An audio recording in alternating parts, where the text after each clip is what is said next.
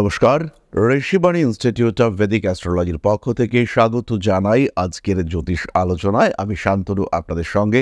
আলোচ্য বিষয় বিশুদ্ধ জ্যোতিষ। সূর্যদেব রবি কালপুরুষের প্রধান স্তম্ভ, কালপুরুষের ধারক, গ্রহ জগতের ধারক এই রবি তিনি কিন্তু নিচস্থ হতে চলেছেন। রবি নিচস্থ হতে চলেছেন তুলা রাশিতে আগামী 17ই অক্টোবর। 17ই অক্টোবর থেকে 16ই নভেম্বর পর্যন্ত তিনি তুলা রাশিতেই অবস্থান করবেন, কিন্তু প্রথম 10 দিন তিনি কিন্তু সুনিচস্থ অবস্থায় থাকবেন। এই রবির নিচস্থ অবস্থান, নিজ ক্ষেত্রে অবস্থান, এর প্রভাব পড়বে প্রত্যেকটি রাশির মানুষদের উপরে। আজকে আমরা আলোচনা করব বৃশ্চিকের বিষয়, এবং বৃশ্চিকের দ্বাদশে দশমপতি রবি নিচস্থ হচ্ছেন। মোটেও ভালো কথা নয় এটা। দশম ভাব হলো হাঁটু, রবি আমাদের চোখ, হৃৎপিণ্ড, রবি আমাদের পিতা, রবি অথরিটি, রবি শক্তি, রবি ক্ষমতা, রবি আত্মবিশ্বাস। এই প্রত্যেকটি বিষয়ের ক্ষেত্রে কিন্তু সমস্যা আসবে। বিভিন্ন দিক থেকে জীবনে জটিলতা বাড়তে পারে, কিন্তু তার মধ্যেও রয়েছে প্রচুর পজিটিভিটি, এবং আমাদের আজকের ভিডিওর কাজ হলো এই পজিটিভিটিগুলোকে খুঁজে বার করা এবং জীবনের বিভিন্ন ক্ষেত্রে বিভিন্ন অবস্থায় যত যা নেগেটিভিটি রয়েছে সেগুলোকে দূরে সরিয়ে রেখে ভালোভাবে শান্তিতে স্বস্তিতে বাঁচার চেষ্টা করা, নিজেদেরকে প্রকাশিত করার চেষ্টা করা। এটাই আমাদের এই চ্যানেলের উদ্দেশ্য এবং এটাই আমাদের কাজ।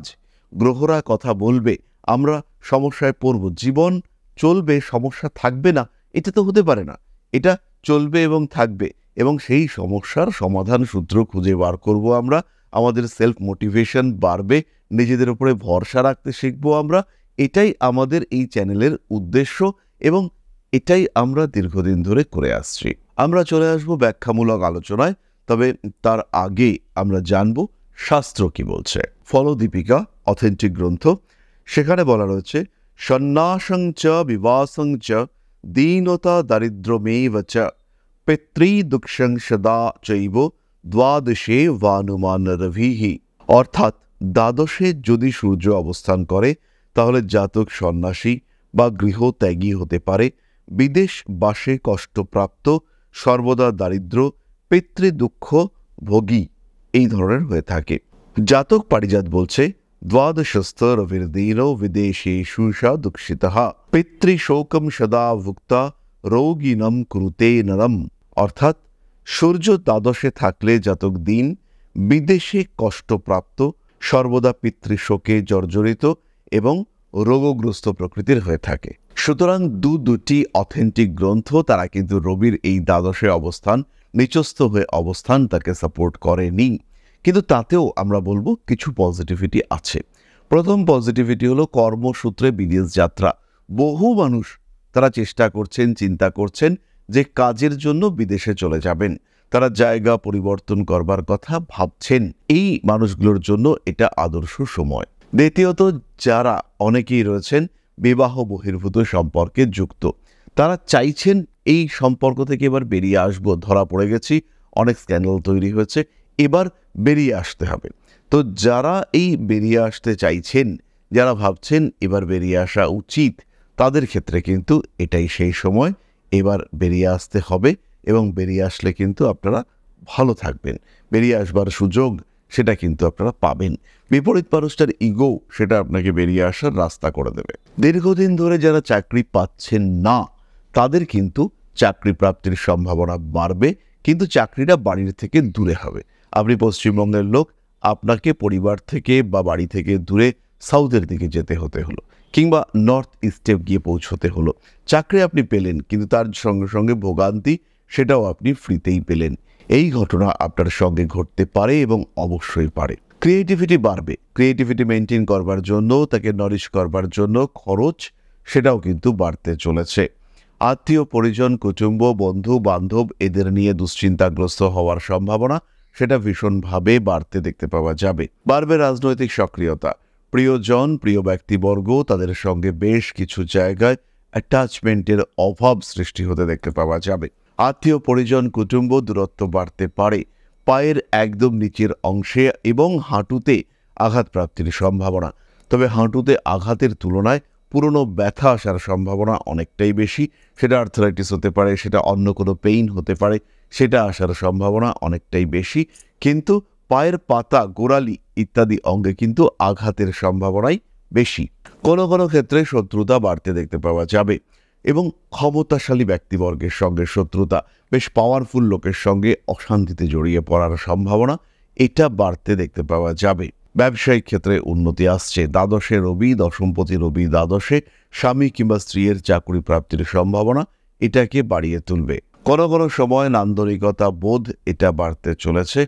নতুন ব্যবসা, নতুন ক্ষেত্র সেখানে সংযুক্ত হতে পারেন। প্রিয় ব্যক্তির শরীর স্বাস্থ্য নিয়ে কিছুটা দুশ্চিন্তা সেটা বাড়তে পারে।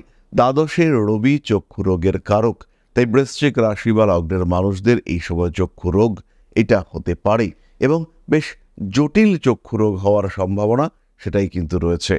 কিছুটা হলেও নিজেকে নিয়ন্ত্রণে রাখতে হবে।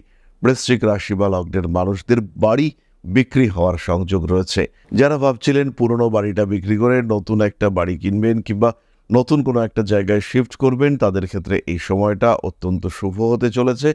এবং যারা ভাবছিলেন যে একটু ভেতরের দিকে আছি, এবার একটু শহরের দিকে আসব, সেই সমস্ত মানুষগুলোর ক্ষেত্রে কিন্তু পজিটিভিটি ভীষণভাবে বাড়তে দেখতে পাওয়া যাবে।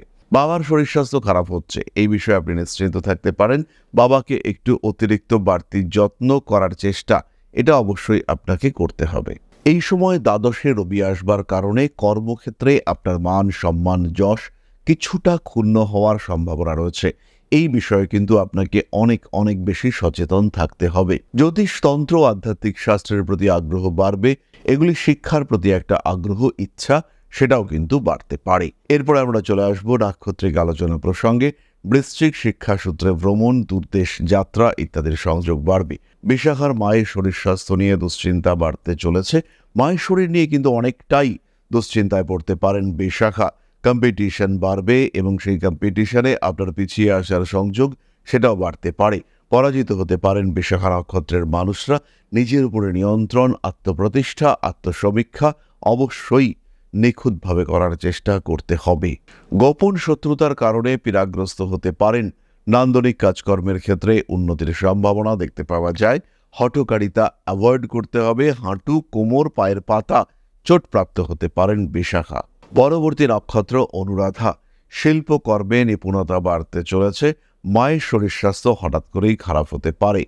রাজনৈতিক সক্রিয়তা বাড়বে। বাবার সঙ্গে সম্পর্ক ভালো হচ্ছে, কিন্তু বাবার শরীরটা খারাপ হওয়ার সম্ভাবনা দেখতে পাওয়া যায়। বাড়ির দামি জিনিসপত্র, বিশেষ করে হিটার কিংবা মাইক্রোওয়েভ ওভেন যেগুলোতে গরম করা হয়, সেই ধরনের ডিভাইসেস খারাপ হওয়ার কারণে খরচ এবং সময় দুটোই নষ্ট হওয়ার সম্ভাবনা রয়েছে। যান্ত্রিক গোলযোগের কারণে কমিটমেন্ট ফেইল হওয়ার সম্ভাবনা দেখতে পাওয়া যাবে। পুরনো প্রেম ফিরে আসতে চলেছে। অনুরাধা নক্ষত্রের মানুষদের শখ পূরণ করতে গিয়ে কিছুটা ব্যয়ের সম্মুখীন হওয়ার সংযোগ দেখতে পাওয়া যায়। ভাবনা চিন্তার গভীরতা বাড়তে দেখতে পাওয়া যাবে। আইনি সমস্যা থেকে নিজেকে দূরে সরিয়ে রাখার চেষ্টা এটা অবশ্যই করতে হবে। কার্মিক উন্নতির সংযোগ দেখতে পাওয়া যাবে। মানসিক দিক থেকে চাপগ্রস্ত হয়ে পড়তে পারেন। কোনো বিশেষ বিষয়ের প্রতি নিখুঁত আকর্ষণ অনুভব করতে চলেছেন আপনি। অনুরাধা নক্ষত্রের জাতক বা জাতিকাদের শরীর কিছুটা খারাপ হতে পারে। বিশেষ করে হৃৎপিণ্ড সংক্রান্ত পীড়ায় যারা ভুগছেন তাদের এই সমস্যা বাড়তে দেখতে পাওয়া যাবে। পরবর্তী নক্ষত্র জ্যেষ্ঠা। অর্থভাগ্য ভালো হচ্ছে। ব্যবসার ক্ষেত্রে উন্নতি দেখতে পাওয়া যাবে। তবে কর্মক্ষেত্র, চাকুরি, বসের সঙ্গে গণ্ডগোল বাড়তে দেখতে পাওয়া যাবে। এই সময় কিন্তু নান্দনিক কাজকর্মের ক্ষেত্রে উন্নতি করতে পারছেন জ্যেষ্ঠা। সোশ্যাল মিডিয়া, অ্যাক্টিং ইত্যাদি ক্ষেত্রে বেশ উন্নতি দেখতে পাওয়া যাবে। জ্যেষ্ঠা নক্ষত্রের মানুষদের ক্ষেত্রে ক্রিয়েটিভিটি বাড়তে দেখতে পাওয়া যাবে এবং এই সময় খাদ্য সংক্রান্ত জটিলতায় আপনার লিভার সেটা কিন্তু আক্রান্ত হতে পারে। লিভারের কারক গ্রহ বৃহস্পতি, কিন্তু আংশিক কারক গ্রহ অবশ্যই রবিও। এবং প্রাণ শক্তি এইটা কিছুটা কমতে দেখতে পাওয়া যাবে জ্যেষ্ঠার ক্ষেত্রে। ইমিউনিটি সিস্টেম দুর্বল হওয়ার কারণে আপনি নিজেও কিন্তু দুর্বল হয়ে পড়বেন। ভালোবাসার মানুষদের সঙ্গে অ্যাটাচমেন্ট বাড়িয়ে রাখার চেষ্টা অবশ্যই আপনাকে করতে হবে। তাহলে এবার আমরা চলে আসব প্রতিকার সংক্রান্ত আলোচনায়। দ্বাদশে রবির তুঙ্গ হওয়া অবশ্যই টাফ সিচুয়েশন এবং এটা আপনারা রিয়ালাইজ করেছেন যে এই সিচুয়েশন কঠিন।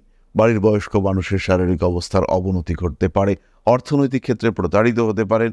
কর্মের কারণে বা চাকরি দেওয়ার নাম করে কেউ আপনার থেকে টাকা নিয়ে নিতে পারে। জীবনের বেশ কিছু অস্থিরতা সমস্যায় আক্রান্ত হতে পারেন। এই বিষয়গুলো কিন্তু আপনার ক্ষেত্রে ঘটতে দেখতে পাওয়া যাবে। তাহলে এবার প্রশ্ন হলো প্রতিকার। খেয়াল রাখুন, এই সময় শনিদেবের আরাধ্যা দেবী দক্ষিণাকালীর স্তোত্র পাঠ আপনাদের জন্য শুভ। তার সঙ্গে সঙ্গে হনুমান মন্দিরে তিল দান করতে পারেন। হনুমান মন্দিরে পূর্ব দিকে প্রদীপ প্রজ্বলন আপনাদের জন্য অত্যন্ত শুভ। তাহলে আজকের আলোচনা আমরা আর দীর্ঘায়িত করব না। সবাই সুস্থ থাকুন, ভালো থাকুন। মা শ্রী শ্রী আদিশক্তির পূর্ণ আশীর্বাদ বর্ষিত হোক আপনাদের প্রত্যেকের উপর। জয় মা আদিশক্তি। নমস্কার।